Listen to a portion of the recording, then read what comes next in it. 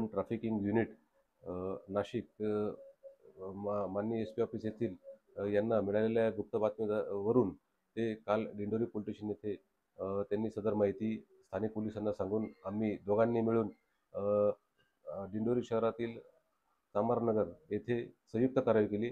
त्यात हिराबाई चव्हाण ही तिच्या राहत्या स्वतःच्या घरामध्ये देह विक्री व्यवसाय बाहेरून मुली आणून करत असल्याचे छाप्यादरम्यान आढळले।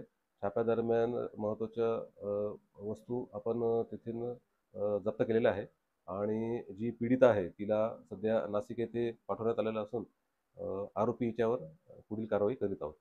तर आता ते त्यांचे मोबाईल तपासणी किंवा इतर आपण माहिती काढून जास्तीत जास्त आपण आरोपी निष्पन्न करून किंवा पीडिता या निष्पन्न करून त्याबाबत अधिक तपास करत आहोत। महिला हिराबाई हिच्या विरुद्ध दिंडोरी पोलीस स्टेशन येथे गुन्हा रजिस्टर नंबर 375 अनैतिक वाहतूक मानवी व्यापार प्रतिबंध अधिनियम 1956 चे कलम 3, 4 आणि 5 प्रमाणे आपण कारवाई केलेली आहे। स्थानिक नाशिक येथील असल्याचे आपल्याला समजते।